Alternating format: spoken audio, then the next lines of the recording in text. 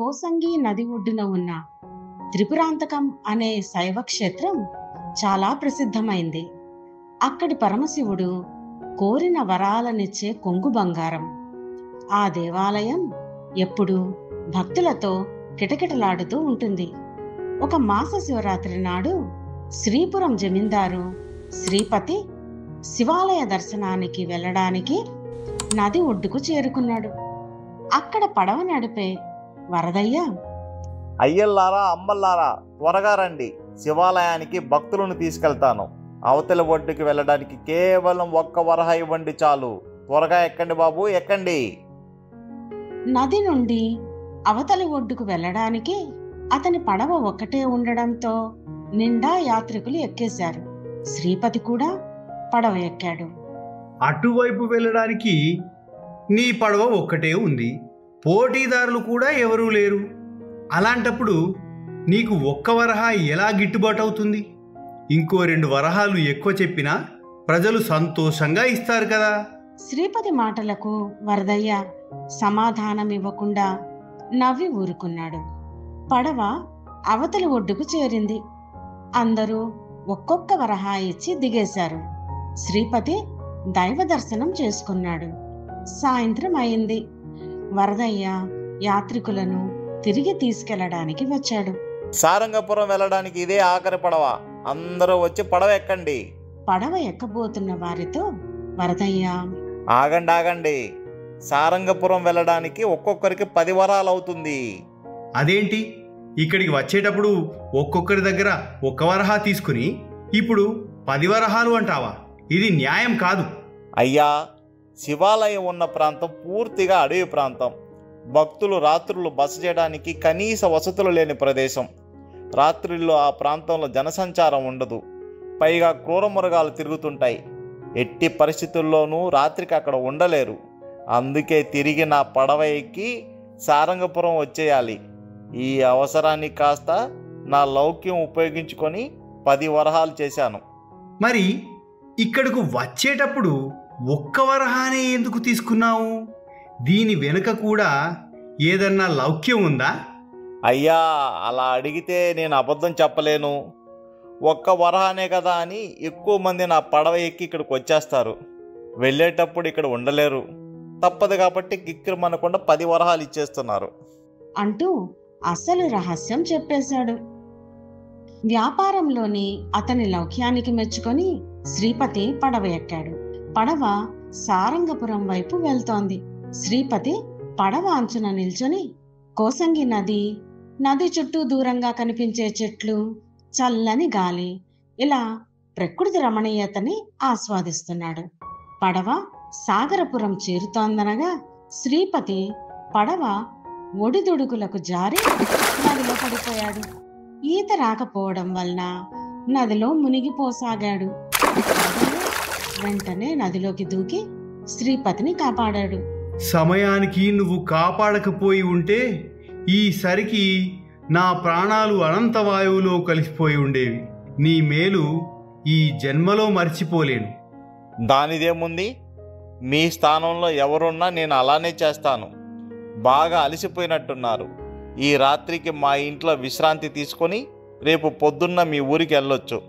పంచభక్ష పరమాణాలు పెట్టలేకపోయినా నాకున్నంతలో ఏదో మీకు పెడతాను అంటూ శ్రీపతి వద్దంటున్నా తన ఇంటికి తీసుకెళ్లాడు వరదయ్య.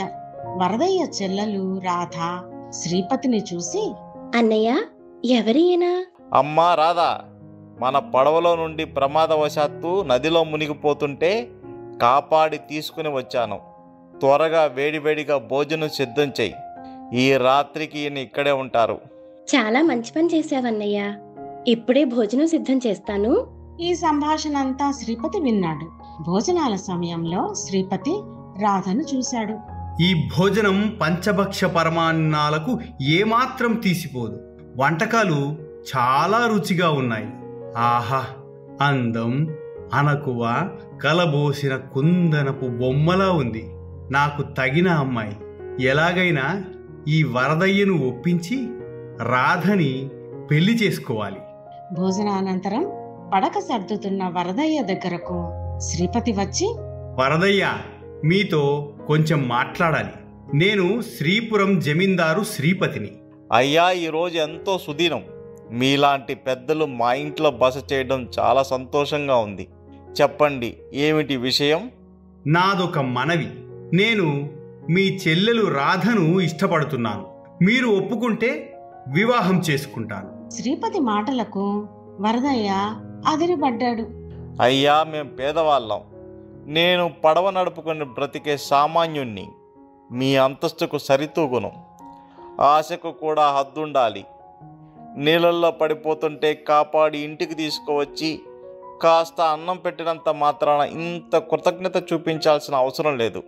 కాదు కాదు, ఇది కృతజ్ఞత కాదు. మనస్ఫూర్తిగా మీ చెల్లెలు రాధని ఇష్టపడుతున్నాను. తన అభిప్రాయం అడగండి. తను ఒప్పుకుంటే వివాహం చేసుకుంటాను. లేకుంటే నా దారిన నేను శ్రీపురం వెళ్ళిపోతాను. రాధకి కూడా శ్రీపతి అంటే ఇష్టమని తెలియడంతో వరదయ్య సంతోషంగా శ్రీపతికి తన చెల్లెలు రాధనిచ్చి వివాహం చేశాడు. వివాహం అయిన తర్వాత శ్రీపతి రాధని తీసుకొని శ్రీపురం వెళ్ళిపోయాడు. వారిద్దరూ ఎంతో అన్యోన్యంగా ఉండేవారు. ఒకరోజు శ్రీపతి ఇంటి బయట ఎవరి కోసమో ఆతృతగా ఎదురు చూస్తున్నాడు. ఇంతలో గుమాస్తా రంగనాథం వచ్చాడు. నీకోసం గంట నుంచి కాలుగాలిన పిల్లిలా తిరుగుతున్నాను. తెచ్చావా? తీసుకురాకుంటే తమరు ఊరుకుంటారా? అయ్యా, ఈ నెల జీతం కాకుండా ఓ 100 వరహాలు అదనంగా ఇప్పించండి అయ్యా. అసలే పట్నం అంతా గాలించి నాణ్యమైన పొగాకుతో చేసిన చుట్టలు తెచ్చాను. ఒక్క దమ్ము పీలిస్తే స్వర్గానికి పెత్తెడు దూరంలో ఉన్నట్లు ఉంటుందని అంగడాడు చెప్పాడయ్యా. స్వర్గానికి కొంత దూరం ఏమిటి? నేరుగా స్వర్గానికే చేరుకోవచ్చు. రంగనాథం గారు, మీ అవసరాల కోసం ఆయనకున్న చుట్టలు తాగే అలవాటును ఇలా వాడుకోవటం ఏమీ బాగోలేదు. అమ్మగారు నా మీద కోపడుతున్నారు. నేను వెళ్ళి మామిడి తోటలో రావాల్సిన రాబడి వివరాలు రాసుకుంటాను. వస్తానయ్యా అంటూ రంగనాథం వెళ్ళిపోయాడు. చూశారా, ఆ రంగనాథం 100 వరహాల కోసం మీకు చుట్టలు ఎరవేసి పబ్బం గడుపుకుంటున్నాడు. ఆ చుట్టలు తాగే వెధవ అలవాటును మీరు మానమంటే మాత్రం మానరు.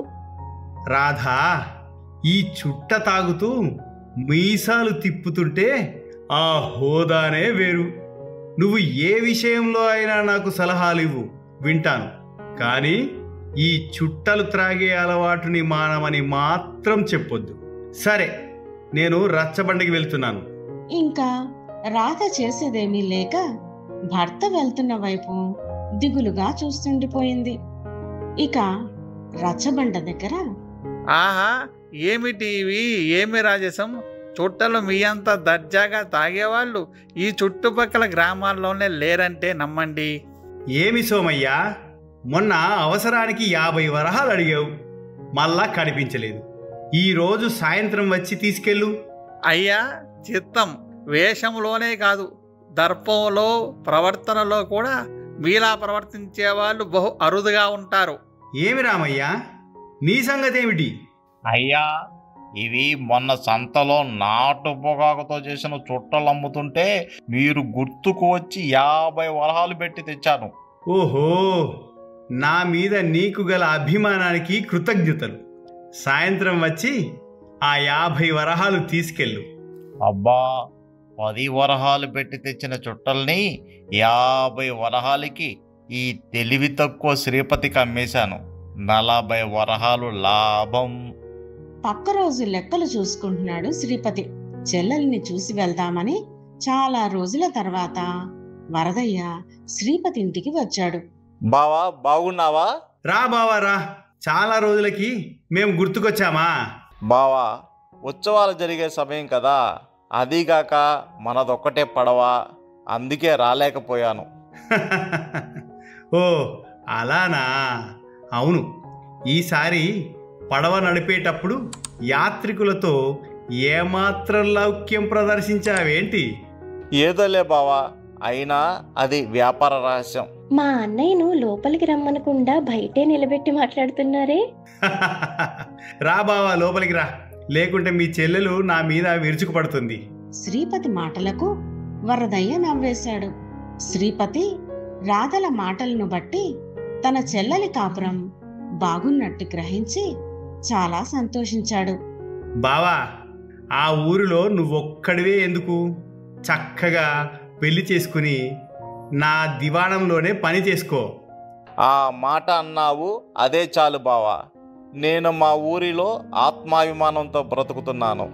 ఇక్కడికి వస్తే చెల్లెలి ఇంట్లో పడి తింటున్నానని అందరూ అంటారు. అలా అనిపించుకోవడం నాకు ఇష్టం లేదు. నీ ఆత్మాభిమానం చూస్తే నాకు చాలా ముచ్చటేస్తోంది బావా. నాకు దివాణంలో పని ఉంది, నువ్వెళ్ళి భోంచెయ్యి. రాధా, మీ అన్నయ్యకు భోజనం పెట్టు. వరదయ్య భోజనం చేస్తూ ఊరి కబుర్లు చెప్తూ రాధను గమనించసాగాడు. రాధ పరధ్యానంగా ఉండడం చూసి, అమ్మా రాధా, నువ్వు సంతోషంగానే ఉన్నావుగా? బావ నిన్ను బాగానే చూసుకుంటున్నారుగా? బావ చాలా మంచివారు, నన్ను బాగా చూసుకుంటున్నారు. కానీ ఈ మధ్య ఆయన పొగ తాగటం అలవాటు చేసుకున్నారు. ఆ చుట్టలు తాగే వ్యసనంతో ఆరోగ్యం పాడు చేసుకుంటున్నారు. దానిని మానమని చెప్పి చెప్పి విసిగిపోయాను. పైగా ఆయనకున్న ఈ అలవాటును అడ్డం పెట్టుకుని దివాణంలోని గుమస్తా మరికొంతమంది గ్రామస్తులు ఆయనకు మాయమాటలు చెప్పి డబ్బు కాజేస్తున్నారు. మీ బావ చేత చుట్టలు తాగించడం మానిపించాలని నేను చేసిన ప్రయత్నాలన్నీ విఫలమయ్యాయి. ఏం చెయ్యాలో, ఎలా మీ బావ చేత చుట్టలు తాగే అలవాటును మాన్పించాలో తెలియట్లేదన్నయ్య. ఓహో, ఇంతేనా? ఇది అసలు సమస్యే కాదు. బావగారి చుట్టలు తాగే అలవాటుని మానిపించే బాధ్యత నాది. నువ్విక నిశ్చింతగా ఉండు. వరదయ్య మాటలకు రాధ నెత్తిన భారం దిగిపోయినట్టు అనిపించింది. చెల్లెలికి ధైర్యం చెప్పి వరదయ్య సారంగపురం వెళ్ళిపోయాడు. కొద్ది రోజుల తర్వాత వరదయ్య వచ్చి శ్రీపతితో, బావా, పెళ్ళి ఇన్ని రోజులైనా చెల్లాయికి చీరాసార పెట్టనేలేదు. మిమ్మల్ని ఇద్దరిని తీసుకెళ్దామని వచ్చాను. మీరు కూడా దివాణ పనులతో ఎప్పుడు సతమతమవుతూ ఉంటారు కదా. సరదాగా 4 రోజులు మా ఊరిలో ఉండి వద్దురు గాని. బావా, ఈరోజు దివాణం పనులు చక్కబెట్టుకొని రేపు రాత్రికి మీ ఊరు వస్తాను. ఇప్పుడు మీ చెల్లిని తీసుకెళ్ళు. అలాగే బావా, తప్పకుండా రేపు వచ్చేయండి. వరదయ్య రాధని తీసుకొని సారంగపురం వెళ్ళాడు. శ్రీపతి దివాణం పనులు చక్కబెట్టుకొని మరుసటి రోజు అడవి మార్గాన సారంగపురం బయలుదేరాడు. బాగా చీకటి పడింది. క్రమక్రమంగా చీకట్లు అలుముకున్నాయి. శ్రీపతి వేగంగా నడుస్తున్నాడు. నడుస్తూ జేబులోంచి చుట్టదీసి వెలిగించుకొని గుప్పు గుప్పున పొగ వదులుతూ హుషారుగా నడుస్తున్నాడు. ఇంతలో వెనుక ఏదో ఆకారం తనను అనుసరిస్తున్నట్లు అనిపించి ఆగి వెనక్కి తిరిగాడు. ఎవర్రాది? ఇంత రాత్రి వేళ వేళకోలంగా ఉందా? ధైర్యం ఉంటే నా ముందుకి రారా, నీ పని చెప్తాను. తెల్లగా ఒక ఆకారం గాల్లో ఎగురుతూ కనిపించింది. అంతే, శ్రీపతికి గుండె ఆగినంత పని అయింది. దెయ్యం! కంగారు పడకు శ్రీపతి, నా పేరు పొగాకు దెయ్యం. బతుకున్నప్పుడు చుట్టలు తాగి తాగి చచ్చాను. చచ్చిన ఈ చుట్టల మీద మమకారం చావలేదు. అందుకే దెయ్యాన్నయ్యాను. నువ్వు చుట్టలు కాలుస్తావని తెలుసు. మర్యాదగా నీ దగ్గరున్న చుట్టలు తీసి ఆ చెట్టు కింద పెట్టు. గొంతు తడారిపోయిన శ్రీపతి జేబులోని చుట్టలని తీసి చెట్టు కింద పెట్టాడు. వెంటనే పొగాకు దయ్యం శ్రీపతితో, శ్రీపతి, ఒకనాడు నదిలో పడి ప్రాణాలు పోగొట్టుకోవాల్సిన వాడివి. ఎలాగో బతికి బయటపడ్డావు. అయినా ప్రాణం విలువ తెలియకేలా చుట్టలు తాగుతున్నావు. ఇలాగే రోజు బాగా చుట్టలు తాగి తాగి త్వరగా చచ్చి నా దగ్గరకు వచ్చాయి. ఒక్కడనే కాలక్షేపం లేకుండా ఉన్నాను. అంతే, శ్రీపతి భయంతో పరుగు లంఘించుకున్నాడు. ఇంటికి వచ్చిన శ్రీపతిని చూసి, రా బావా, బాగా పొద్దుపోయింది. నీ కోసం కొత్త రకం చుట్టలు తెప్పించాను. సరదాగా ఒకటి కాల్చు అంటూ ఒక చుట్ట శ్రీపతి చేతికి ఇచ్చాడు. శ్రీపతి కంగారుగా ఆ చుట్టను విసిరేసి, బావా, నాకు దారిలో జ్ఞానోదయమైంది. ఇక జీవితంలో చుట్టల జోలికి పోను. భర్తలో వచ్చిన మార్పుకు రాధ సంతోషించింది. వరదయ్య బావలో వచ్చిన మార్పుకి నవ్వుకున్నాడు. ఎందుకంటే పొగాకు దయ్యం వేషంలో వచ్చింది వరదయ్యే కాబట్టి. పొగ త్రాగడం కొంతసేపు మీకు సంతోషాన్ని ఇస్తుందేమో కానీ మీ జీవితాన్ని, మిమ్మల్ని నమ్ముకున్న వారి మరియు మీ చుట్టూ ఉన్న వారి జీవితాలను నాశనం చేస్తుంది. గుర్తుంచుకోండి, పొగ త్రాగటం మరియు మద్యం సేవించటం ఆరోగ్యానికి హానికరం. కనకపురిలో గోపయ్య, రాధమ్మ అనే దంపతులు ఉండేవారు. ఒకరోజు బయట నుంచి హడావుడిగా వచ్చిన రాధమ్మ గోపయ్యతో, ఏమండి, ఇది విన్నారా? ఏమిటే పొద్దున్నే నీ నాస? విషయమేంటో చెప్పకుండా ఇది విన్నారా అది విన్నారా అని. హా, నా మాటలన్నీ మీకు నసలాగే ఉంటాయి. ఈ విషయం విన్నప్పటి నుంచి నా కడుపు రగిలిపోతుంది. ఇదిగో, నాకు చిరాకు తెప్పించకుండా, డొంక తిరుగుడు లేకుండా అసలు విషయమేంటో చెప్పు. మన ఎదురింట్లో ఉంటున్న కమలమ్మ పచ్చల హారం కొన్నదట. ఆ హారం ఊరంతా చూపిస్తూ ఓ తెగ గొప్పలు చెప్తోంది. బడాయి కాకపోతేను. అబ్బా, సరేలేవే, ఆమెకేమి? ఆమె మన ఆస్థాన జ్యోతిష్యుడి భార్య. ఎన్ని హారాలైనా కొంటుంది. దానికి మన కడుపు రగుల్చుకోవడం ఎందుకు చెప్పు? అయ్యో నా రాత, మీకు ఏ విషయం పట్టదు కదా. మీకు చెప్పటం నాది బుద్ధి తక్కువ. మొన్నటికి మొన్న గుడికి వెళ్తే ఆ శివాలయం పూజారి మమ్మల్ని ఆపేసి ఆ కమలమ్మకు ముందు దర్శనం చేయించి తీర్థప్రసాదాలిచ్చి పంపారు. అప్పుడే నాకు తల కొట్టేసినట్లయింది. అబ్బో, ఇంకా ఆ పచ్చల హారం చూపిస్తూ ఈరోజు ఆమె బడాయి చూడాలి. అబ్బా, ఇందులో తప్పేముంది? ఆమె భర్త హోదా పెద్దది కాబట్టి పూజారి రాజభక్తి ప్రదర్శించారు. అందులో ఆశ్చర్యం ఏముంది చెప్పు? మీరే ఒప్పుకున్నారుగా కమలమ్మ భర్త హోదా పెద్దదని. అందుకే ఆ గౌరవ మర్యాదలు ఆయన భార్యకు దక్కుతున్నాయని. మీరెలా చేస్తారో ఏం చేస్తారో నాకు తెలీదు. మీరు కూడా వెంటనే రాజుగారి ఆస్థాన జ్యోతిష్యుడు అవ్వాలి. మీకు 1 నెల రోజులు గడువు ఇస్తున్నాను. ఈ లోపల మీరు ఆస్థాన జ్యోతిష్యుడి హోదా దక్కించుకోవాలి. అప్పుడు నేను అదే శివాలయానికి వెళ్ళి కమలమ్మ చూస్తుండగా కమలమ్మ కంటే ముందు దర్శనం చేసుకోవాలి. ఇదిగో చెప్తున్నా, అలా జరగని పక్షంలో నేను మిమ్మల్ని విడిచి మా పుట్టింటికి వెళ్ళిపోతాను. ఇదెక్కడి గొడవే? ఉరుము ఉరిమి మంగళం మీద పడ్డట్టు నేనెలా ఆస్థాన జ్యోతిష్యుని అవుతాను చెప్పు? నాకు ఆ శాస్త్రం తెలియదే. రాధా, రాధా, నా మంచి రాధవు కదూ, చెబితే అర్థం చేసుకో. పంతాలకు పోకు, మనకెందుకు చెప్పు? అదంతా నాకు తెలీదు. మీరు ఆస్థాన జ్యోతిష్యుడు అవ్వలసిందే. రేపటి నుండి మీ ప్రయత్నాలు మొదలు పెట్టండి. లేకుంటేనా, చెప్పాను కదా, గుర్తుంచుకోండి. ఇక చేసేదేమీ లేక మరుసటి రోజు గోపయ్య పాత పంచాంగం తీసుకుని నుదుటిన నామాలు పెట్టుకుని రోజు పొద్దున్నే రాజుగారు వచ్చే ఉద్యానవనం బయట ఒక చెట్టు కింద కూర్చున్నాడు. రాజుగారు ఏకాంతంగా రానే వచ్చారు. వచ్చి ఉద్యానవనంలోని మండపంలో నిలబడి ప్రకృతి అందాలను ఆస్వాదిస్తున్నారు. ఇంతలో ఉన్నట్లుండి పెద్దగా చప్పట్లు వినబడి వెనక్కి తిరిగి చూశాడు. గోపయ్య చప్పట్లు చరుస్తూ కనిపించాడు. మహారాజా, మహారాజా, ఒకసారి బయటకు రండి. ఏ కళనున్నాడో ఏమో గాని ఒక సామాన్యుడు తనను పిలుస్తున్నాడని అనుకోకుండా మహారాజు మండపం నుండి బయటికొచ్చారు. మహారాజు మండపం నుండి బయటికి రాగానే మండపం కుప్ప కూలిపోయింది. మహారాజు ఆశ్చర్యపోయారు. ఎదురుగా ఉన్న గోపయ్యను పరిశీలనగా చూసి ఇతనెవరో దైవాంశ సంభూతుడిగా భావించి, ఎంత ప్రమాదం తప్పింది స్వామి, మీరెవరో మహానుభావులులా ఉన్నారు. మండపం కూలిపోతుందని మీ దివ్య దృష్టికి ముందుగానే తెలిసి నన్ను బయటికి రమ్మని పిలిచారు. నా ప్రాణాలు కాపాడారు. మీకేమిచ్చినా తక్కువే.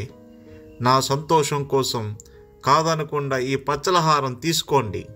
అమ్మో, ఎంత ప్రమాదం తప్పింది! రాజుగారి ఉత్తరీయం కింద పడింది. దానిని ఇద్దామని రాజుగారిని బయటకు రమ్మని పిలిచాను. ఈ లోపల మండపం కూలిపోయింది. నా అదృష్టం బాగుంది. నాకు ఈ విషయం తెలిసే రాజుగారిని బయటకు పిలిచి ఆయన ప్రాణాలు కాపాడానని అనుకుంటున్నారు. అంతా నా మంచికే. ధన్యవాదాలు మహారాజా. అంతా ఆ భగవంతుని లీల అంటూ హారం అందుకున్నాడు. గోపయ్య ఇంటికి వచ్చి భార్యని పిలిచి, చూసావా, ఎదురింటి కమలమ్మకే కాదు, ఇప్పుడు నీకు కూడా పచ్చల హారం ఉంది. దర్జాగా వేసుకుని తిరుగు. గోపయ్య చేతిలో దగదగా మెరుస్తున్న పచ్చలహారం చూడగానే రాధమ్మ మనసు ఆనందంతో నిండిపోయింది. కానీ వెంటనే ఏదో గుర్తుకు వచ్చి, అవును, ఈ పచ్చలహారం మీకెక్కడిది? దొంగతనం చేశారా ఏమి? దొంగతనం చేయాల్సిన కర్మ నాకేంటి? దర్జాగా మహారాజు గారి చేతుల మీదుగా బహుమానం తీసుకున్నాను అంటూ జరిగిందంతా చెప్పాడు. పచ్చలహారం చూసి లోపల సంతోషంగా ఉన్నా బయటకి మాత్రం, హోస్, ఇంతదానికేనా? నాకు కావాల్సింది ఈ హారాలు కాదు, మీరు ఆస్థాన జ్యోతిష్యుడు కావటం. అయినా అప్పుడే రాజుగారిని అడిగి ఉండొచ్చుగా. ప్రాణాలు కాపాడిన మీకు తప్పకుండా ఆ పదవి ఇచ్చేవారు. నిజమేనే, నాకప్పుడు ఆ ఆలోచన రాలేదు. ఇకనైనా జాగ్రత్తగా ఆలోచించి అడుగు వెయ్యండి. చెప్పాగా, నెల రోజులు అంతే. అబ్బా, అలా నన్ను కంగారు పెట్టకే. నేను అందుకే ఆ దిశగానే నా ప్రయత్నాలు ప్రారంభించాను. ఇది నా మొదటి ప్రయత్నం. ఇంక మీదట చూస్తావుగా ఏమి చేస్తానో. కొన్ని రోజులు గడిచాయి. ఒకరోజు దిగులుగా కూర్చున్న మహారాజు గారితో మంత్రి, ప్రభు, ఏం జరిగింది? తమరేదో చాలా ఆందోళనగా కనిపిస్తున్నారు. ఏమి చెప్పమంటారు మహామంత్రి? మహారాణి గారు స్నానానికి వెళుతూ వంశపారంపర్యంగా వస్తున్న విలువైన వజ్రాల హారాన్ని చెలికత్తె మాలతికి ఇచ్చారట. ఆమె ఎక్కడ దాచిందో మర్చిపోయిందట. మహారాణి గారికి అదంటే ఎంతో ప్రీతి. వారు చాలా దిగులుగా ఉన్నారు.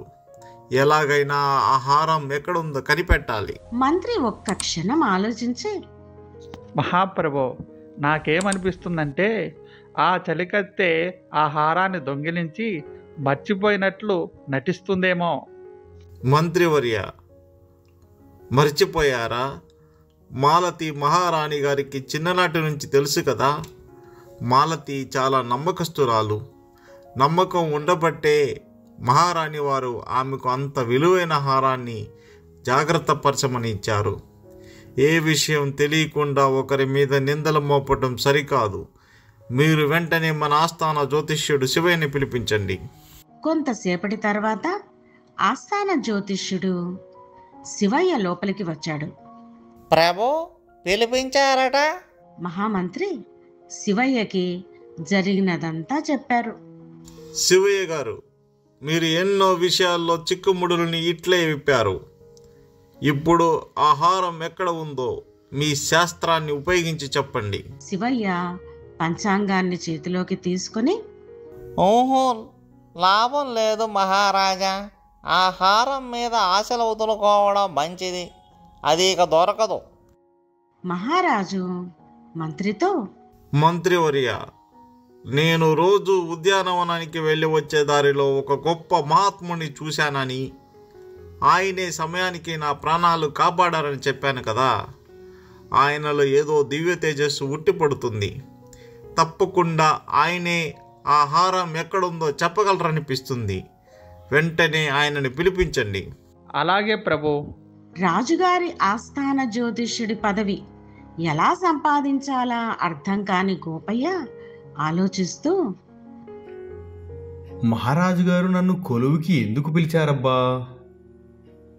మంత్రి గోపయ్యని సాదరంగా ఆహ్వానించి విషయమంతా చెప్పి, అయ్యా, తమరు గొప్ప జ్ఞానిలా ఉన్నారు. ఆ హారం ఆచూకీని మీరే చెప్పగలరు. గోపయ్య కొద్దిసేపు ఏవో లెక్కలు వేసి, రాహు, కేతు, శని 4వ ఇంట్లో 1, 2, 3. ఇప్పుడు ఏం చేయాలి?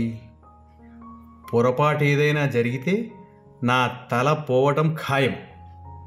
అదృష్టం బాగుండి ఆ రోజెట్లో తప్పించుకున్నాను. ఇప్పుడు ఎలా? ఈ గండం నుంచి బయటపడడం, ఇక నా రహస్యం బయటపడేటట్లుంది. గోపయ్య భయంతో మనసులో అలా అనుకుంటూ తెలియకుండానే బయటకి, వెంట్రుక వాసిలో తప్పింది. ఇప్పుడు భలే చిక్కుందిగా కొప్పులో జుట్టు. అసంకల్పితంగా వచ్చిన ఈ మాటలు వినగానే చెలికత్తె మాలతి, అయ్యా, మీరు చెప్పింది నిజమే. ఇప్పుడే గుర్తు వచ్చింది. మహారాణి గారి హారాన్ని ఒక గూటిలో పెట్టి గుర్తుగా ఆ గూటిలో నా తల వెంట్రుకలు కూడా కొన్ని పెట్టాను. కంగారులో నా గుర్తు రాలేదు. మహారాణి గారికి నా పట్ల ఉన్న నమ్మకాన్ని నిలబెట్టి నా జీవితాన్ని కాపాడిన మహానుభావులు మీరు. మహారాజా, మీరు చెప్పినది నిజమే. ఈయన మహానుభావులు. ఈయన చెప్పినట్లే హారం దొరికింది. చాలా సంతోషం మహానుభావ. మీకు ఏమి కానుకలు కావాలో కోరుకోండి, సంతోషంగా ఇస్తాము. మహారాజా, నాకు ఏ కానుకలు వద్దు.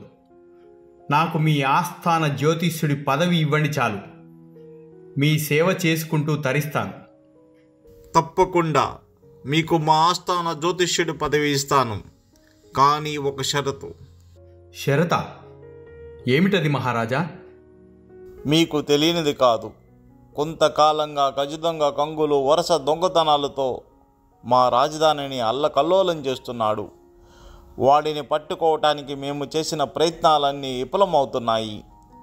చివరికి మా ఆస్థాన జ్యోతిష్యుడు శివయ్య కూడా అతని ఆచూకీ తెలుసుకోలేకున్నాడు.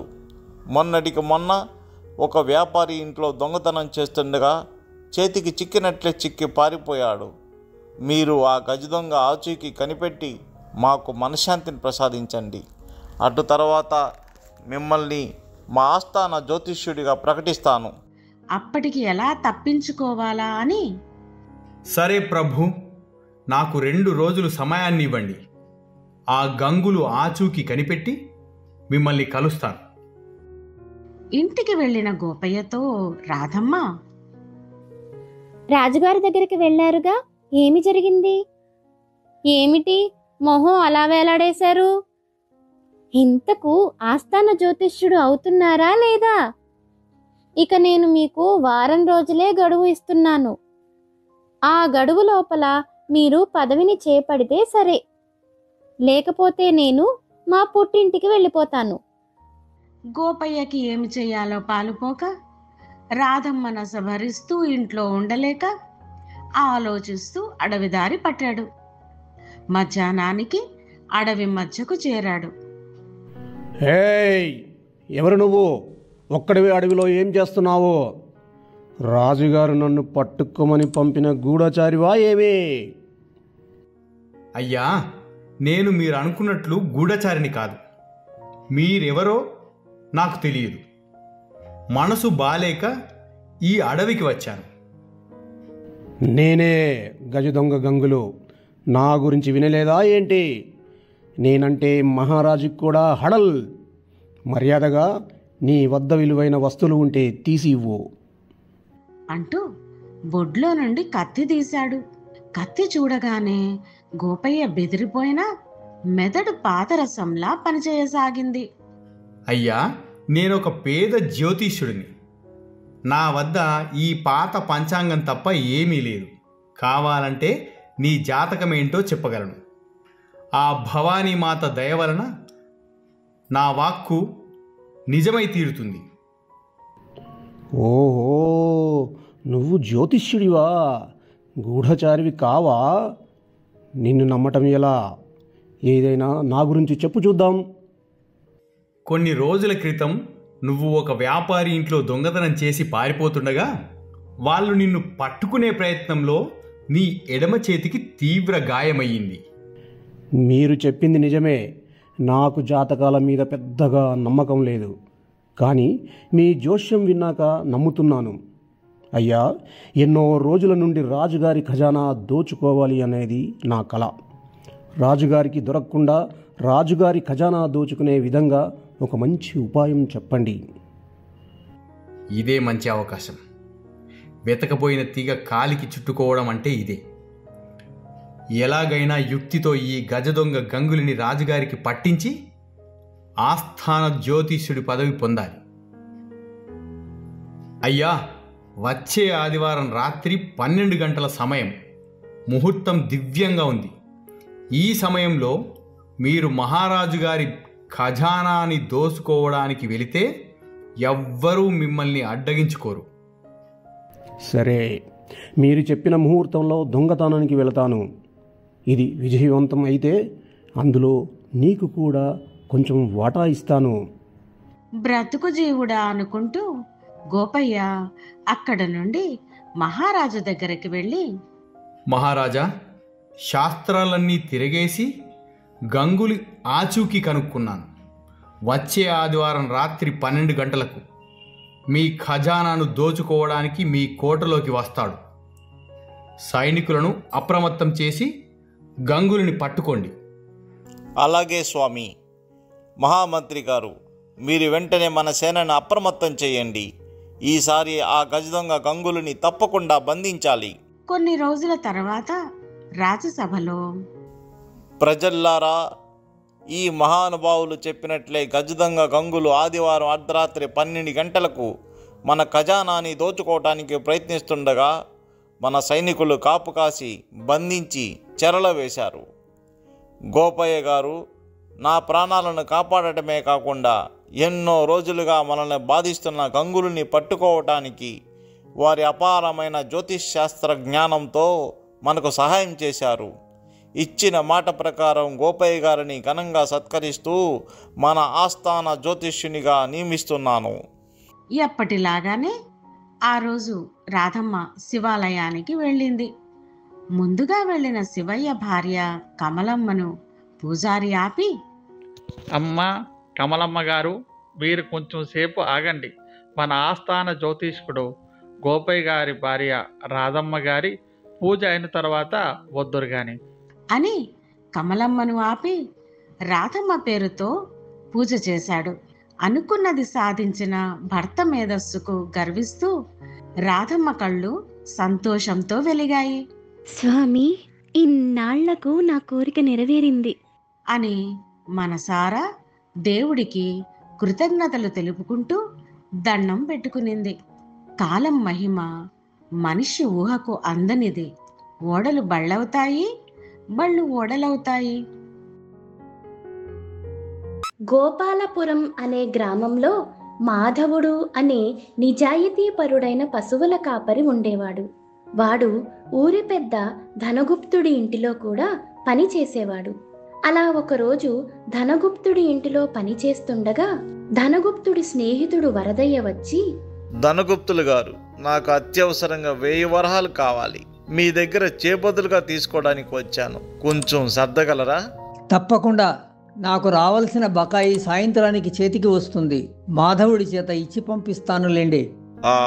అంత పెద్ద మొత్తం ఈ పశువుల కాపరి మాధవుడితోనా? మీరేమీ అనుమానించకండి. మాధవుడు చాలా నిజాయితీపరుడు. డబ్బు ఎంతటి మంచివాడినైనా మార్చేస్తుంది. సరే, అట్లయితే ఒక పని చేద్దాం అని ధనగుప్తుడు వరదయ్యతో ఏదో చెప్పాడు. మీ ఆలోచన బాగుంది, అలాగే చేద్దాం. వరదయ్య ఇంటికి వెళ్ళిపోయాడు. సాయంత్రం ధనగుప్తుడు మాధవుణ్ణి పిలిచి, ఒరేయ్ మాధవ, వరదయ్య గారింటికి వెళ్ళి ఈ 1000 వరహాలు నేను ఇచ్చినట్లు చెప్పి ఇవ్వు. ఆయన దేనికో అత్యవసరంగా కావాలని చెప్పారు. నువ్వు ఇప్పుడే వెళ్ళి ఇవ్వాలి సుమా. అట్లాగేనయ్యా. వెంటనే వెళ్తాను. ఈ మాధవుడు నిజాయితీపరుడో కాదో నేను వీడిని నమ్మవచ్చో లేదో ఈరోజు తెలుస్తుంది. మాధవుడు వరదయ్య గారి ఇంటికి వెళ్ళి, దండాలయ్యా, మా అయ్యగారు మీకివ్వమని ఈ 1000 వరహాలు ఇచ్చారు. ధనగుప్తులు గారు ఈ మాధవుడిని పరీక్షించాలని నాకు కావలసిన 1000 వరహాలతో పాటు 100 వరహాలు ఎక్కువగా పంపుతానన్నారు కదా, అవి ఉన్నాయో లేవో ఇప్పుడు తెలుస్తుంది. వరదయ్య వరహాల మూటలోని వరహాలను లెక్కించి 1100 వరహాలు ఉండటం చూసి సంతోషంతో, నిజంగానే మాధవుడు మంచివాడు. ఈ సంచిలో 100 వరహాలు ఎక్కువగా ఉన్నా తీసుకునే లేదు. అసలు ఈ సంచిలో ఏముందో కూడా చూడనే లేదు. సమయానికి వచ్చావు మాధవ, ఇదిగో ఈ 10 వరహాలు ఉంచు. అయ్యా, అదేమి వద్దు, నేను మా అయ్యగారు చెప్పిన పని చేశాను అంతే. శభాష్ మాధవ, ఈ కాలంలో నీలాంటి నీతి నిజాయితీ ఉన్న వాళ్ళు దొరకడం కష్టం. నీ మంచితనమే నిన్ను ముందుకు తీసుకెళ్తుంది.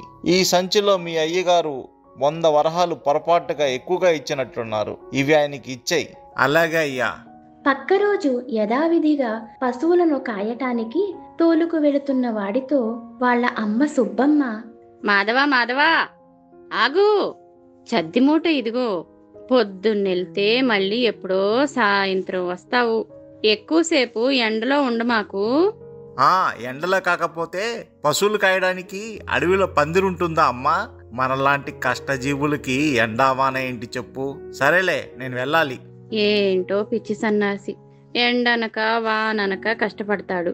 అది సరిపోదన్నట్టు ఊళ్ళో వాళ్ళందరూ మంచోడు అంటూ పనులన్నీ వీడికే చెప్తారు. చద్ది మూట కూడా మర్చిపోయి వెళ్తున్నాడు పిచ్చి నాగన్న. పశువులను తోడుకుని అడవికి బయలుదేరాడు మాధవుడు. పశువులు మేతను మేస్తున్నాయి. మాధవుడు కూని రాగాలు తీయసాగాడు. మధ్యాహ్నం అయింది. మాధవుడు ఒక చెట్టు క్రింద కూర్చుని తను తెచ్చుకున్న చద్ది మూట విప్పబోయాడు. ఇంతలో ఎక్కడి నుంచో నీరసంగా మూలుగుతున్న గొంతు వినిపించింది. మాధవుడు చద్ది మూట విప్పటం ఆపి ఎవరా అని చుట్టూ చూశాడు. దూరంగా ఒక సాధువు చెట్టుకు చేరగిలపడి కనిపించాడు. దాహం, కొంచెం నీళ్లు ఇవ్వండి బాబు, కళ్ళు తిరుగుతున్నాయి. ఉండండి స్వామి, ఇప్పుడే తెస్తాను. వెంటనే మాధవుడు తన దగ్గర ఉన్న సొరకాయ బుర్రలోని నీటిని సాధువు నోటికి అందించాడు. దాహం తీరిన సాధువు తెప్పరిల్లి లేచి కూర్చున్నాడు. నాయనా, దాహార్తితో ఉన్న నాకు నీళ్లు ఇచ్చి నా ప్రాణాలు కాపాడావు. దానికి ప్రతిఫలంగా నీకు ఒక మంచి కానుక ఇస్తాను. స్వామి, నేనొక పశువుల కాపరిని. నాకు ఏ కోరిక లేదు. నేను ఏదో కావాలని ఆశతో మీకు సాయం చేయలేదు. నాకు ఏ కానుక వద్దు. ఆపదలో ఉన్నవారిని కాపాడడం మానవ ధర్మం. అది కాదు నాయనా, నీ మంచితనం, ధర్మబుద్ధి నాకు ఎంతో నచ్చాయి. నా ఆత్మసంతృప్తి కోసం నువ్వు తప్పకుండా ఈ కానుక తీసుకోవలసిందే అని ఒక ఉంగరాన్ని తీసి మాధవుడికిస్తూ, ఇది ఒక మాయా ఉంగరం. ఈ ఉంగరాన్ని నీవు తొడుక్కుంటే ఎవరికీ కనపడకుండా మాయమైపోతావు. ఉంగరాన్ని తీసివేయగానే అందరికీ కనపడతావు. నీలాంటి మంచివారి దగ్గర ఇలాంటి ఉంగరం ఉంటే ప్రజలకు ఉపయోగపడుతుంది. దీనిని జాగ్రత్తగా మంచి పనులకు మాత్రమే ఉపయోగించు. సరే స్వామి, ధన్యవాదాలు. ఇది మాయా ఉంగరమో కాదో నాకు తెలియదు, కానీ మీరిచ్చారు కాబట్టి తీసుకుంటున్నా. మాధవుడు ఆ ఉంగరాన్ని తీసుకుని సాధువుకు నమస్కరించి అక్కడి నుండి వెళ్ళిపోయాడు. సాయంత్రం అయింది. పశువులతో ఇంటిదారి పట్టాడు మాధవుడు. ఇంటికి వెళ్ళిన మాధవుడికి ఉంగరం సంగతి గుర్తుకు వచ్చి చేతికి పెట్టుకుని ఇంటి పని చేస్తున్న వాళ్ళ అమ్మ ముందుకు వెళ్ళాడు. అమ్మా, బాగా ఆకలిగా ఉంది, త్వరగా అన్నం పెట్టు. రేయ్, నువ్వు ముందు ఇంట్లోకి రా. అంతవరకు ఉంగరం మహిమను నమ్మని మాధవుడు ఆశ్చర్యపోతూ, అమ్మా, నేను నీకు కనిపించడం లేదా? ఏంట్రా, పిచ్చి పిచ్చిగా ఉందా? అడవిలో గాలేమైనా సోకిందా ఏమి? రేయ్, నువ్వు ముందు ఇంట్లోకి రా. మాధవుడు ఇంట్లోకి వచ్చి అద్దంలో చూసుకున్నాడు. తన రూపం తనకే కనిపించలేదు. ఎంత ఆశ్చర్యం! ఆ సాధువు ఇచ్చిన ఉంగరం నిజంగానే మాయా ఉంగరం లాగుంది. మరుసటి రోజు అడవి నుండి పశువులను తోలుకొని వస్తున్నాడు మాధవుడు. దూరంగా వస్తున్న తన మిత్రులను చూసి ఏదో ఆలోచన వచ్చి ఉంగరాన్ని తొడుక్కున్నాడు. అరే, పశువులు ఒకటే వస్తున్నాయే, ఈ మాధవుడు ఏమైపోయాడు? అడవిలో ఏ క్రూర జంతువుకో ఆహారం అవలేదు కదా. త్వరగా పద, అడవిలో వెతుకుదాం. ఉంగరం మహిమ వల్ల మాధవుడు ఎవరికీ కనిపించట్లేదు. అదృశ్య రూపంలో వారి మాటలు విన్న మాధవుడు, అమ్మయ్యా, ఈ ఉంగరం మహిమగలదే, నేను ఎవరికీ కనిపించట్లేదు అని ఉంగరాన్ని తీసి, మిత్రులారా, నేను ఇక్కడే ఉన్నాను. ఆ సాధువు చెప్పినట్లు ఈ ఉంగరాన్ని తొడుక్కొని ఎవరికీ కనబడకుండా మాయమైపోయి చాలా పనులు చేయొచ్చు. మాధవుడికి ఆ రాత్రి కొన్ని రోజుల క్రితం కుస్తీ వీర్రాజుకి తనకి మాట పెరిగి వీర్రాజు తనను కొట్టడం గుర్తుకు వచ్చింది. వీర్రాజు బలవంతుడు, నేను అతడిని ఏమీ చేయలేను. అవును, నా దగ్గర మాయా ఉంగరం ఉంది కదా, ఈ ఉంగరం మహిమతో అదృశ్య రూపంలో ఉండి వీర్రాజును కొట్టి నా కక్షను తీర్చుకోవాలి. అనుకున్నదే తడవుగా మాధవుడు ఉంగరాన్ని ధరించి ఒక దుడ్డు కర్రను తీసుకుని వీర్రాజు ఇంటికి వెళ్లి గట్టిగా తలుపులు బాదాడు. ఇంత రాత్రి వేళ ఎవరబ్బా తలుపు కొట్టేది? ఎవరు కనబడట్లేదే, ఆశ్చర్యంగా ఉందా? దుడ్డు కర్ర గాలిలో నిలబడుందా? ఆశ్చర్యంగా చూస్తున్న వీర్రాజును దుడ్డు కర్ర చావబాది వెళ్లిపోయింది. తెల్లారాక గ్రామమంతా ఆ వార్త గుప్పుమన్నది. మాధవ, వీర్రాజు నిన్ను కొట్టాడు కదా, నిన్న రాత్రి ఏదో దుడ్డు కర్ర గాలిలో ఎగురుతూ వీర్రాజును చావబాదిందంట. భలే పనైందిలే, వీర్రాజు మొహం చూడాలి. అరే అవునా, సరేలే, మనకెందుకు, అతని పాపాన అతనే పోతాడు, నేను అడవికి వెళ్ళాలి అంటూ ఏమీ తెలియని వాడిలా యథావిధిగా మాధవుడు పశువులను తోలుకుని అడవికి వెళ్ళాడు. మరుసటి రోజు పని మీద పొలాల వైపు వెళుతున్న మాధవుడు కొందరు రైతు కూలీలు మోతుబరితో మాట్లాడుతుండటం చూసి వారి మాటలు అదృశ్య రూపంలో వినసాగాడు. అయ్యా, మా కూలి డబ్బులు సగమే ఇచ్చారు. మీరు చేసిన పనికి సగం కాక పూర్తిగా ఇస్తారా ఏంటి? సగం సమయం మాటలోనే గడిపేస్తున్నారు. వెళ్ళండి వెళ్ళండి, రేపు ఉదయాన్నే త్వరగా రావాలి. పిల్లలు గలవాళ్ళమయ్యా, కొంచెం చూసి ఉండయ్యా. అదేమీ కుదరదు, వస్తే పనికి రండి, లేకపోతే నేను పక్కూరు నుంచి పనులను పిలిపించుకుంటా. వాళ్ళు మీకంటే తక్కువ కూలీకే పని చేస్తారు. అయ్యో, అంత మాట ఎందుకులే అయ్యా, మేమే చేస్తాము. రైతు కూలీలు వాళ్లలో వాళ్లే మాట్లాడుకొనసాగారు. ఇట్టా అయితే ఎట్టయ్యా, సగం రోజులు పూర్తి కూలి ఇవ్వడం లేదు. ఈ కూలి డబ్బులతో ఇల్లు ఎట్టా గడిచేది? ఇంకా వేరే దారేముంది? దేవుడి దయ వల్ల ఎవరైనా పుణ్యాత్ముడు మనకు సాయం చేస్తే బాగుండు. అయినా అవన్నీ జరిగే పనేనా? వెంటనే మాధవుడు ఆ మూతుబరికి తెలియకుండా అతని కాసుల మూటలో నుంచి కొన్ని వరహాలను తీసుకుని వెళ్లి రైతుల ముందు ఉంచాడు. రేయ్ చూడండిరా, ఎవరో మనకు డబ్బులిచ్చారు. ఎవరో గాని ఆ పోలేరమ్మ దయ వల్ల చల్లగుండాల. మాధవుడు ఆనందంగా అక్కడి నుండి వెళ్లిపోయాడు. కొన్నాళ్ళు గడిచింది. ఒకరోజు అడ్డుగా వెళుతున్న మాధవుడికి తాకట్టు పెట్టిన మన పొలాలు అన్నీ అక్రమంగా ఆ వ్యాపారి తీసుకున్నాడు. ఇప్పుడు ఏమి చెయ్యాలి పెద్దయ్య? ఇంకా మనం మన కుటుంబాలను ఎలా పోషించుకోవాలి? నాకు అదే పాలు పోవట్లేదు. మనందరి పొలాల దస్తావేజులు ఆ వ్యాపారి దగ్గరే ఉన్నాయే. ఇంకా ఆ భగవంతుడి మీదే భారం. ఇదంతా దూరం నుంచి వింటున్న మాధవుడు ఆ రాత్రి అదృశ్య రూపంలో వ్యాపారి ఇంటికి వెళ్లి భూషాణంలో పెట్టిన రైతుల దస్తావేజులను తీసుకుని వచ్చి పెద్దయ్య ఇంటిలో పడేశాడు. తెల్లవారింది. ఒరే అందరిలా రండిరా.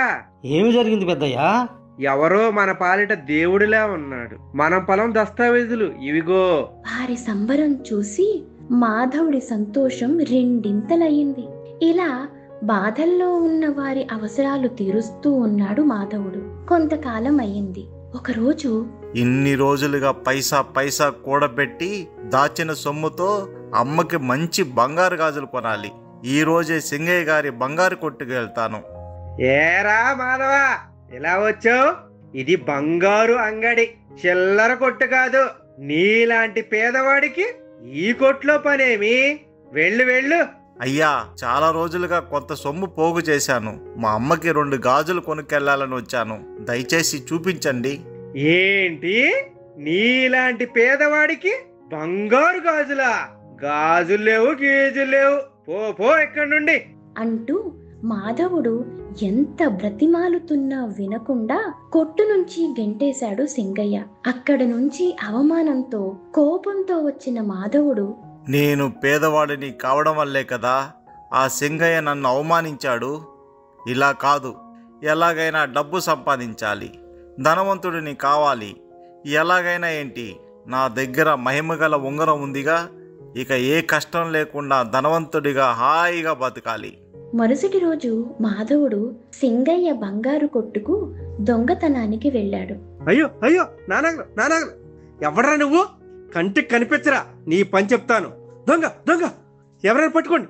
మా అమ్మకి గాజులు చేయించాలని న్యాయంగా వచ్చి అడిగితే అవమానిస్తావా? ఇప్పుడు తగిన శాస్తి జరిగిందిగా. సింగయ్య ఏమీ చెయ్యలేక అయోమయంతో నోరు తెరుచుకుని చూస్తుండిపోయాడు.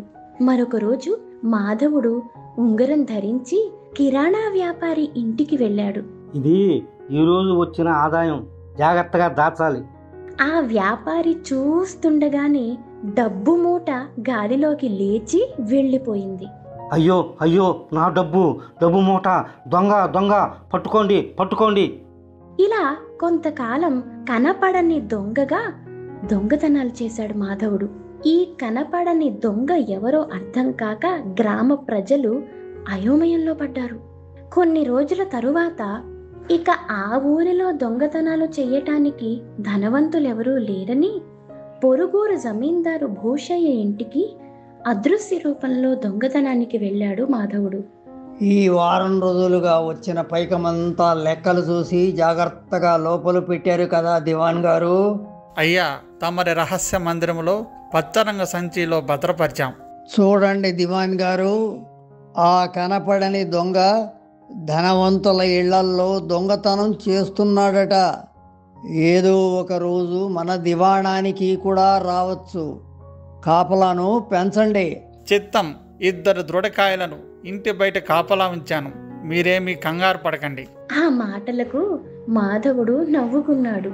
వెతకపోయిన తీగ కాలికి తగిలినట్లు సొమ్ముని రహస్య గదిలో దాచి ఉంచారా అనుకుంటూ గదిలోపలికి వెళ్ళి డబ్బు సంచి కోసం వెతకసాగాడు. ఇంతలో పొరుగురు నుంచి ఒక వ్యక్తి వచ్చి, అయ్యా, నేను మీ పక్క ఊరు సర్జాపురం నుంచి వస్తున్నాను. తమరి బావమరిది గారికి తీవ్ర అనారోగ్యంగా ఉందని తమరి భార్య సుశీలమ్మ గారు తమరిని ఉన్న పలానా తీసుకురమ్మని కబురు పంపారు. అయ్యో అలానా? దివాన్ గారు, నేను వెంటనే వెళ్ళాలి. నేను తిరిగి రావడానికి 2-3 రోజులు అవ్వచ్చు. మీరు అన్ని గదులు తాళం వేసి కాపలా వాళ్ళని అప్రమత్తం చేయండి. గదులన్నిటికీ తాళాలు వేశారు. ఈ విషయం మాధవుడికి అర్థమయ్యే లోపే మాధవుడు గదిలో బంధించబడ్డాడు. అయ్యో, ఇప్పుడు దొరికింది డబ్బులు సంచి. ఇక ఇక్కడి నుంచి బయటపడడం ఎలా? సరేలే, ఉదయాన్నే కాపలా వారు గది తలుపులు తీస్తే బయటపడవచ్చు. కానీ మాధవుడి అంచనా తల్లక్రిందులయ్యింది. 4 రోజులు తిండి తిప్పలేక ఆ గదిలో బందీగా ఉన్నాడు. సాధువు ఇచ్చిన ఉంగరం మహిమను చెడ్డ పనులకు వాడినందుకు బాధతో కుమిలిపోయాడు. కళ్ళ ముందు ఇంత డబ్బు ఉన్నా ఈరోజు అది దేనికి పనికి రాకుండా పోయింది. నాకు బుద్ధొచ్చింది బాబోయ్. ఇక డబ్బు మూట నాకొద్దు. ఎలాగైనా ఇక్కడి నుంచి బయటపడితే చాలు. 5వ రోజు జమీందారు తిరిగి ఇంటికి వచ్చాడు. వచ్చిన వెంటనే డబ్బుల మూట ఉన్న గది తలుపులు తెరిచాడు. అమ్మయ్యా, నా డబ్బు మూట ఇక్కడే ఉంది. ఎక్కడ ఆ కనపడని దొంగ వచ్చుంటాడో అని చాలా కంగారు పడ్డాను. మాధవుడు ఎవ్వరికీ కనపడకుండా అక్కడి నుంచి బయటపడ్డాడు.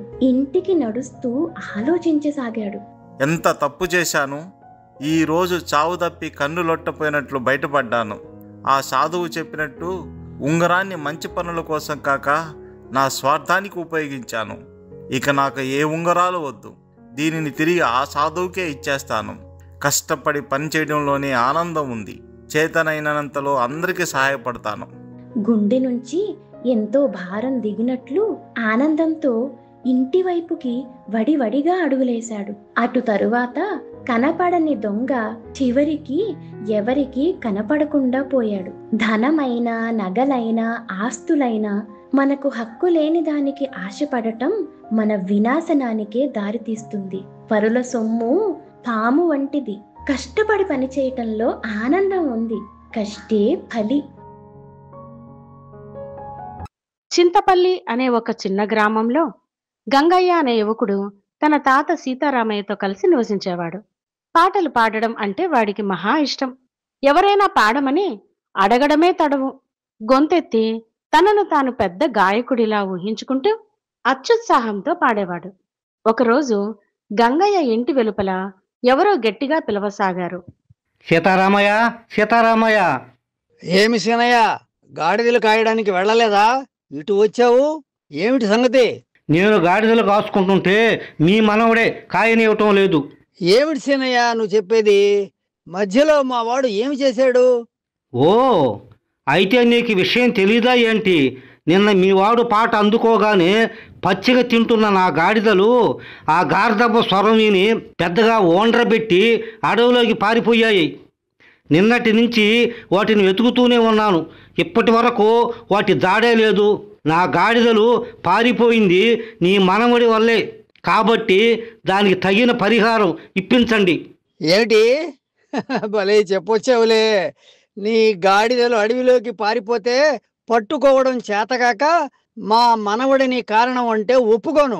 వెంటనే అడవికి వెళ్ళి పారిపోయిన నీ గాడిదలను తెచ్చుకో. సరే, నీ దగ్గర నష్టపరిహారం ఎలా తీసుకోవాలో నాకు తెలుసు అంటూ వెళ్ళిపోయాడు. ఇంతలో పొలం పనికి వెళ్ళిన గంగయ్య ఇంటికి వచ్చి రాగానే, తాత, ఆకలి దంచేస్తుంది. ఏమి చేశావు? గాడిద గుడ్డు పులుసు చేశాను, తిందువురా. గాడిదలు గుడ్లు పెట్టవుగా, మరి గాడిద గుడ్డు పులుసు ఎలా చేసావు తాత? ఈ తెలివితేటలకేం తక్కువ లేదు. నువ్వు ఆ గాడిద గొంతు వేసుకొని పాట పాడి ఆ సీనయ్య గాడిదలను బెదరగొట్టి అడవిలోకి పారిపోయేలాగా చేసావా? ఓహో, నీ కోపానికి కారణం ఇదే. ఆ సీనయ్య ఇక్కడికి వచ్చి చెప్పాడా? అసలు నా పాటికి నేను పొలంలో పని చేసుకుంటుంటే ఆ సీనయ్య వచ్చి నువ్వు పాటలు పాడతావని తెలిసింది, ఏదో ఒక పాట పాడు అన్నాడు. సరే, తానే నోరు తెరిచి అడిగాడు కదా అని ఒక పాట అందుకున్నాను. నా పాట విని గాడిదలు తన్మయత్వంతో అడవిలోకి పరిగెత్తాయి. దానికి నేనెలా బాధ్యుని చెప్పు తాత? ఇంతలో న్యాయాధికారి వద్ద పనిచేసే శేషయ్య వచ్చి, అరే గంగయ్య, నిన్ను న్యాయాధికారి ఉన్న ఫలంగా తీసుకురమ్మన్నాడు. ఆ సీనయ్య నీ మీద ఫిర్యాదు చేశాడు. సరే పద, నేను వస్తున్నాను. తాత, నువ్వేం కంగారు పడకు, ఇప్పుడే వచ్చేస్తాను అంటూ శేషయ్యతో కలిసి న్యాయాధికారి వద్దకు బయలుదేరాడు గంగయ్య. ఈ సీనయ్య గాడిదలు అడవిలోకి పారిపోవడానికి కారణం నీ పాటే. అతని గాడిదలను తీసుకొచ్చి ఇవ్వు, లేదా వాటి ఖరీదునివ్వు. అయ్యా, ఇందులో నా తప్పేమీ లేదు. అంత ఖరీదు నేను చెల్లించలేను. కానీ ఒకరోజు గడివిస్తే ఈ సీనయ్య గాడిదలను తెచ్చి ఇవ్వడానికి ప్రయత్నిస్తాను. దానికి సీనయ్య, న్యాయాధికారి ఒప్పుకున్నారు. అక్కడి నుండి ఇంటికి వచ్చిన గంగయ్యతో వాడి తాత, ఒరేయ్, నీకేమన్నా పిచ్చా? గాడిదలను తెచ్చి ఇస్తానని ఎందుకు ఒప్పుకున్నావు? తప్పిపోయిన గాడిదలను ఎక్కడి నుంచి తెచ్చిస్తావు? నువ్వు ఊరుకో తాత, నా వల్ల వచ్చిన ఈ సమస్యను నేనే పరిష్కరించుకుంటాను. ప్రక్క రోజు తెల్లవారుతుండగానే గంగయ్య అడవికి వెళ్ళి, నేను ఊరిలో పాట పాడితే గాడిదలు అడవిలోకి పరిగెత్తాయి. అంటే లెక్క ప్రకారం ఇప్పుడు నేను అడవిలో పాట పాడితే గాడిదలు ఊరిలోకి పరిగెత్తుతాయి అని మనసులో అనుకుని గొంతెత్తి పెద్దగా పాడసాగాడు. గమన సాధు సరసాక్ష బాల కలతీత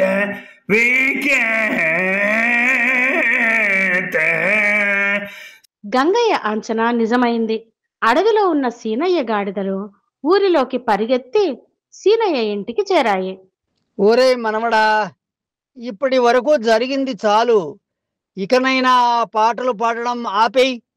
ఏదో దేవుడు మన వైపు ఉండబట్టి ఆ గాడిదలు తిరిగి వచ్చాయి. సరేలే తాత, ఇంకెప్పుడు పాడంలే. ఒరేయ్, మన వైద్యులు రాఘవులు దగ్గుకు మందు ఇస్తానన్నాడు, వెళ్ళి తీసుకునిరా. అలాగే తాత, ఇప్పుడే తీసుకుని వస్తాను. తాత దగ్గుమందు కోసం వైద్యులు రాఘవులు ఇంటికెళ్ళాడు గంగయ్య. అక్కడ నడుము నొప్పికి వైద్యం చేయించుకోవడానికి వచ్చిన శరభయ్య రాఘవులతో, అయ్యా రాఘవులు గారు, ఈ నడుము నొప్పి బాగా ఇబ్బంది పెట్టేస్తుంది. మొన్న మీరిచ్చిన మందులు వాడినా గుణం కనిపించలేదు. ఏం చేద్దాం శరభయ్య గారు, ఇదే మందు ఆ సుందరయ్యకు దివ్యంగా పనిచేసింది. మేము మాత్రం దేవుళ్ళమా చెయ్యి పట్టుకోగానే తగ్గిపోవడానికి? అయ్యా అంత మాట అనకండి. ఈ చుట్టుపక్కల గ్రామాల్లో మిమ్మల్ని మించిన వైద్యులు లేరు. ఏదో విధంగా ఈ నడుము నొప్పి తగ్గించండి అమ్మా. అయ్యా అట్లన్నారు, బాగుంది. ఇప్పుడే వైద్య గ్రంథం తిరగేసి మందు తయారు చేసి ఇస్తాను. కొద్దిసేపు వేచి ఉండండి. అక్కడనే ఉండి వారి సంభాషణను వింటున్న గంగయ్య వైపు తిరిగి రాఘవులు, ఏమిట్రా గంగయ్య ఇలా వచ్చావు? ఏముంది రాఘవులు గారు, మా తాతకు దగ్గుకు మందు ఇస్తానన్నారట, అందుకని వచ్చాను. అలాగే మీ తాతకు మందు ఇస్తాను గాని ఆ సీనయ్య గొడవ ఏందిరా? అయినా విచిత్రంగా ఉంది. నీ పాటకు గాడిదలు రావడం పోవడం అది సరే గాని నా కోసం ఒక పాట పాడరా. భలేవారండి మీరు, ఇప్పుడు పాడినందుకు ఎంత గొడవైంది. అయినా పాడనని ఇప్పుడే మా తాతకి చెప్పొచ్చాను. అబ్బా ఏమీ కాదు, పాడు. ఒకవేళ జరగరానిది ఏదైనా జరిగినా దానికి నేను బాధ్యత వహిస్తానులే. ఇక గంగయ్యకి పాడక తప్పింది కాదు. పాట మొదలు పెట్టాడు. ఆ గొంతు 10 గాడిదలు ఒక్కసారే ఓండ్ర పెట్టినట్టు ఉంది. నడుం నొప్పితో విలవెల్లాడుతున్న శరభయ్య ఒక్క ఉదుట్న బయటికి పరిగెత్తాడు. ఆ పరిగెత్తడంలో పట్టేసిన నడుం కండరాలు సడలి శరభయ్యని పట్టి పీడిస్తున్న నడుం నొప్పి పోయింది. అతను ఆనందంతో గంగయ్య దగ్గరకు వచ్చి, నాయనా, నీ పాట వలన నష్టమే కాదు లాభం కూడా కలుగుతుంది. నీ గానంతో ఎన్నో ఏళ్లుగా నడుము నొప్పితో బాధపడుతున్న నాకు ఈరోజు విముక్తి కలిగించావు. నా తృప్తి కోసం ఈ 10 వరహాలు తీసుకో అంటూ ఆనందంగా 10 వరహాలు గంగయ్య చేతిలో పెట్టాడు శరభయ్య. జరిగిన ఈ హఠాత్ పరిణామానికి రాఘవులు గంగయ్యలు ఆశ్చర్యపోయారు. ప్రక్కరోజు ఊరి రచ్చబండ దగ్గర సీనయ్య వరదయ్యలు నిలబడున్నారు. దూరంగా వస్తున్న గంగయ్యను చూసి వరదయ్య, ఒరేయ్ గంగయ్య ఇట్రా. ఇప్పుడు వాడిని ఎందుకు పిలుస్తున్నావు? వాడు ఇక్కడికి వస్తే దారిని పోయే దారిద్రాన్ని మేడగా తగిలించుకున్నట్టే. మనం ప్రశాంతంగా బ్రతకటం నీకు ఇష్టం లేదా? ఎవరితో ఎలా ప్రవర్తించాలో నీకు తెలియదు. వీడిని ఎలా వాడుకుంటానో చూసి నేర్చుకో. ఏమిటి పిలిచారు? నువ్వు పాడితే పోయిన గాడిదలు తిరిగొస్తున్నాయి. నడువు నొప్పి ఉన్నవాళ్లకు నడువు నొప్పి పోతుంది. నీ గానంలో ఏదో మహత్తుందోయ్. ఆ మాటలకు పొంగిపోయాడు గంగయ్య. అదే అదనుగా తీసుకున్న వరదయ్య, నువ్వొక్క పని చేస్తే నీ పాట గురించి అద్భుతమైన సలహా ఇస్తాను. ఆ సలహా పాటిస్తే ఇక నువ్వు పాడే పాటలకి ఎవ్వరూ అడ్డు చెప్పరు. ఆ సలహా ఏదో చెప్పండి. చెబుతాను గాని ఇప్పుడు కాదు. నేను పని మీద తొందరగా పట్నం పోవాల్సి ఉంది. ఈలోపు నువ్వు 4 కూలీలను తీసుకెళ్ళి నా పొలంలో కలుపు తీసేయి. పట్నం నుండి వచ్చిన తర్వాత నీ పాట గురించి నీకొక సలహా ఇస్తాను. అమాయకుడైన గంగయ్య సరేనని అక్కడి నుండి వెళ్ళిపోయాడు. ఇంతకీ గంగయ్యకి ఏమి సలహా ఇవ్వబోతున్నావు? సలహానా పాడా? వాడిని ఉబ్బించి మనకు కావలసిన పనులు జరిపించుకోవడమే. 4 రోజుల తర్వాత పట్నం వెళ్లిన వరదయ్య తిరిగి వచ్చాడు. గంగయ్య, నేను చెప్పినట్టే కలుపు తీసేశావు. అది సరే గాని నాకేదో పనికొచ్చే సలహా ఇస్తానన్నావుగా, అదేమిటి? గంగయ్య స్థిరమైన గొంతుతో అన్న మాటలకు వరదయ్య కాసేపు ఆలోచించి, ఇప్పుడు వీడికి ఏదో ఒకటి చెప్పి తప్పించుకోవాలి. అదే గంగయ్య, నువ్వు ఇంత అద్భుతంగా పాడుతున్నా గుర్తింపు రాకపోవడానికి ప్రధాన కారణం గురువు లేని విద్య రాణించదు. అందుకే మంచి సంగీత విద్వాంసుణ్ణి ఆశ్రయించి ఆయన వద్ద పాటలు పాడడంలో మెళుకువలు నేర్చుకో. గంగయ్యకి వరదయ్య మాటల్లో నిజముందనిపించింది. నువ్వు చెప్పింది నిజమే వరదయ్య, కానీ మన ఊరిలో నేను తప్ప పాటలు పాడేవారు ఇంకెవరు లేరుగా, ఇప్పుడెలా? అరే తొందర ఎందుకు, చెప్పేది పూర్తిగా విను. కొమరగిరిలో శశాంకుడనే సంగీతం నేర్పే గురువు ఉన్నాడు, ఆయన వద్దకు వెళ్ళు. ఇంటికి వెళ్లి వరదయ్య చెప్పిందంతా తాత సీతారామయ్యతో చెప్పాడు గంగయ్య. ఒరేయ్, మనుషులందరూ తమ అవసరాలకు ఇతరులను వాడుకునేవారే. వాళ్ళు నిన్ను పొగిడి తమ పనులు చేసుకుంటున్నారు. నువ్వు అమాయకంగా వారి మాటలు వింటావు. ఆ పాటలు మనకి తిండి పెట్టవు. నువ్వేమీ కొమ్మరిగిరి వెళ్ళక్కర్లేదు, ఇంట్లోనే ఉండి ఆ పొలం పనులు చూడు. తాత, ఈ ఒక్కసారికి నా మాట విను, అందరూ నా పాటలను ఇష్టపడేలా చేస్తాను. చివరికి గంగయ్య మొండితనమే నెగ్గింది. ఇక చేసేది లేక సీతారామయ్య ఒప్పుకున్నాడు. ప్రక్క రోజు కొమరగిరి వెళ్తున్న గంగయ్యతో వరదయ్య, ఎక్కడికి బయలుదేరావు? ఇంకెక్కడికి, కొమరగిరి వెళ్ళి శశాంకుడి వద్ద పాటలు నేర్చుకుని వస్తాను. వెళ్ళు వెళ్ళు, ఇలాగైనా కొన్ని రోజులు ఈ ఊరి వాళ్ళు ప్రశాంతంగా ఉంటారు. గంగయ్య కొమరగిరిలో ఉంటున్న సంగీత విద్వాంసుడు శశాంకుడి ఇంటికి వెళ్ళాడు. ఎవరు నాయనా నువ్వు? అయ్యా, నా పేరు గంగయ్య. నేను పాటలు పాడుతుంటాను. ఏదన్నా గురువు దగ్గర సంగీతం నేర్చుకొని నా కళను మెరుగుపరుచుకుందామని వచ్చాను. మా ఊరి వాళ్ళు మీ పేరు చెప్పారు. సంగీతం పట్ల నీ ఆసక్తి నాకు ఆనందం కలిగిస్తోంది. ఏది, నీ గొంతు వింటాను. నీకు వచ్చిన పాట ఒకటి పాడు. గంగయ్య పాట పాడడం ప్రారంభించాడు. ఆ గొంతు వినగానే శశాంకుడు చెవులు మూసుకొని, అమ్మో, ఇతని గొంతు కర్ణ కఠోరంగా ఉంది. ఇతనికి సంగీతం నేర్పించలేము. ఏదో ఒకటి చెప్పి ఇతన్ని వదిలించుకోవాలి. నాయనా, ఇక పాట ఆపు. నువ్వు నిజంగా అద్భుతమైన పాటగాడివి. కానీ నేనే ఈ మధ్య సంగీతం నేర్పించడం మానేశాను. నీలాంటి వాడికి సంగీతం నేర్పే అవకాశం పోగొట్టుకున్న దురదృష్టవంతుడిని. అందుకని నీ ప్రయత్నం మాని ఇంటికి వెళ్ళు. అయ్యో, కనీసం నాకు పాడడంలో కొన్ని మెలకువలైనా చెప్పండి. నాయనా, ఏది ఏమైనా సంగీతం పట్ల నీ అభిలాష మెచ్చతగినది. ప్రతిరోజు 2 పూటల గొంతు శృతి చేసుకో. తినగా తినగా చేదు ఉన్న వేప తియ్యగా మారినట్లే పాడగా పాడగా పాట రాగయుక్తంగా మారుతుంది. గంగయ్య శశాంకుడికి నమస్కరించి ఇంటిదారి పట్టాడు. కొమరగిరి దాటి ముందుకు వెళ్ళగానే చీకటి పడింది. అడవిలో దగ్గరగా ఒక ఇల్లు కనిపించింది. ఇక ఈ రాత్రి అడవి మార్గంలో ప్రయాణం కష్టం. ఈ ఇంటి వారిని అడిగి ఇక్కడే బస చేయాలి అని అనుకుంటూ ఆ ఇంటి తలుపు తట్టాడు గంగయ్య. ఒక యువతి తలుపు తీసి, ఎవరు కావాలి?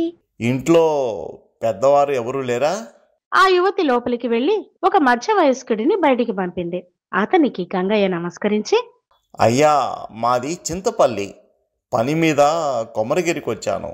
తిరిగి ఇంటికి వెళ్తుండగా చీకటి పడింది. ఈ రాత్రికి ఇక్కడ ఉండనిస్తే పొద్దున్నే వెళ్ళిపోతాను. నా పేరు చలమయ్య.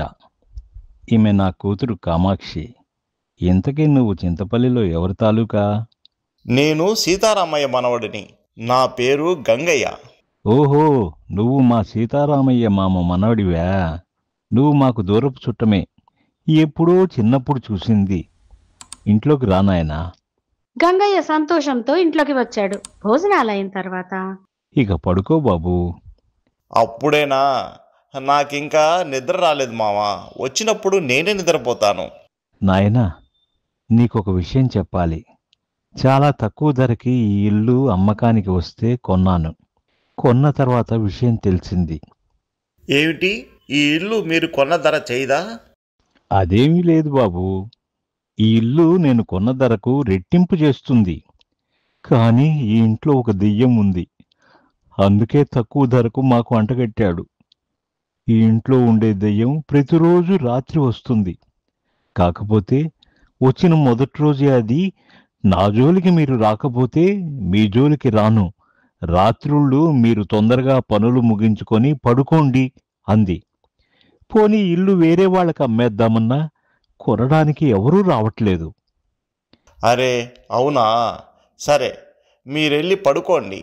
నేను సంగీత సాధన చేసి పడుకుంటాను. ప్రతిరోజు గొంతు శృతి చేసుకోమని మా గురువుగారు చెప్పారు. చలమయ్య వెళ్ళిపోయాడు. గంగయ్య గొంతు విప్పి పాట పాడసాగాడు. శ్యామజవర గమన సాధు హృత్ సరసాక్ష బాల కళాతీత విఖ్యాత.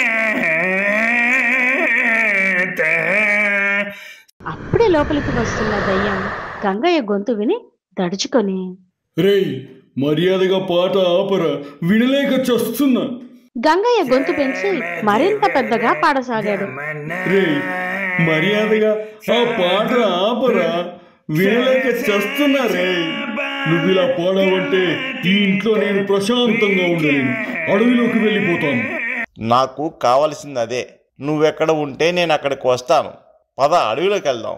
వెంటనే దయ్యం వాడికి ఒక డబ్బు మూట ఇచ్చి, ఇదిగో ఈ డబ్బులు తీసుకొని నన్ను వదిలిపెట్టు. ఇక జన్మలో ఈ ఇంటి వైపు చూడను, అలాగే అడవిలోకి కూడా రాను అంటూ దయ్యం అదృశ్యమై వెళ్ళిపోయింది.